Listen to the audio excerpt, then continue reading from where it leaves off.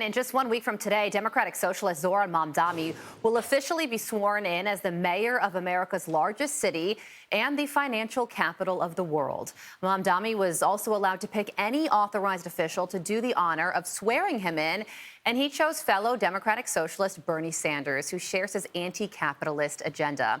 Lifelong New York native and former GOP national spokeswoman Elizabeth Pipko joins me now. Elizabeth, good morning to you. Merry Christmas. But we do have this happening in 1 week from now. And to take things a step further, Attorney General Letitia James is going to be conducting his private swearing-in ceremony, and Bernie Sanders will be leading his public one. And he called both of these people his political inspirations.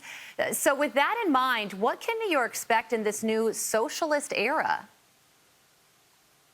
Good morning, Carly. Merry Christmas. Look, I think it's kind of speaks for itself with what's happening to the Democrat Party. If you take a look at his swearing-in coming up next week, he is arguably one of the main stars of the Democrat Party. Some of the others are Jasmine Crockett, so that's all you need to know about the party right now, but he's one of the main stars, and one of the others, I would argue, from the last 10 years or so has been Bernie Sanders. He's one of the very few who's been able to fill an arena like only Donald Trump can, for example. And it's funny, the Democrats have tried to silence Bernie since 2016. They went against their own rules that they had to break to make sure that he was not the nominee. Then they shoved him away again in 2020, and yet here's his protege taking over New York City now and kind of leading the party into 2026 and 2028. So as much as Democrats want to claim they're not the party of socialism, it seems that their actual constituents, their voters, see otherwise and are going to continue to push that message in their party in the future. And that's something that they're going to have to reckon with, because it's something we've been warning about for quite some time, but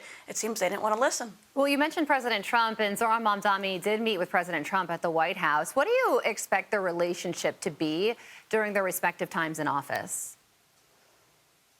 Well, like I've tried to explain to people for years, President Trump is nice to absolutely everybody until they give him a reason not to be. President Trump loves New York. He's talked about it for years. Of course, he's also from there. He's responsible for building that beautiful skyline. He has a very deep relationship with the city, and I can only imagine if he sees Mamdani actually working against his efforts to try to save our country, turn our country around, turn New York around, he's going to have to do something about it. And it's less about their personal relationship and more about what's going to happen to the people of New York, to law enforcement officers in New York, and what President Trump might have to do to try to step in and make their lives a little bit better. And he's not going to shy away from any of that, regardless of what Mamdani tries to pull in his 4 years in office. Well, on the other side of the aisle, thousands of young conservatives, as you know, gathered at Turning Point USA's America Fest over this past weekend.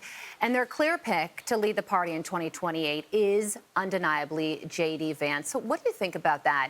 Do you think that there should be a competitive primary, or should the vice president be the presidential nominee? Look, we welcome competition. We've been talking about this on the right for quite some time. We called it out when Kamala Harris kind of took the throne, and we all saw how that ended up. At the same time, there's nothing wrong with a unified party. I'm someone who was on the ground after 2020, someone who fought to make sure President Trump was the nominee again, and someone who saw a unified party like I'd never expected before. We even saw Democrats, high-profile Democrats, come on board the Trump train to make sure that he was the next president of the United States. I saw a unified party like I'd never expected, partially because of President Trump's policies and partially because of some of the actions of the Democrats, which could only be described as, let's say, Soviet Union-style warfare, I would say. So, look, that's what I look at, and I think J.D. Vance has that behind him, partially, again, because of his own work as VP, and partially because Donald Trump has built a movement that people are going to make sure continues long after he's out of office. And there's a whole lot of time between now and 2028. We still have a whole midterm election cycle to get through. Elizabeth, thank you so much for joining us this morning. Have a very Merry Christmas. Thank you. Merry Christmas. I'm Steve Doocy. I'm Brian Kilmeade. And I'm Ainsley Earhart. And click here to subscribe to the Fox News YouTube page to catch our hottest interviews and most compelling analysis.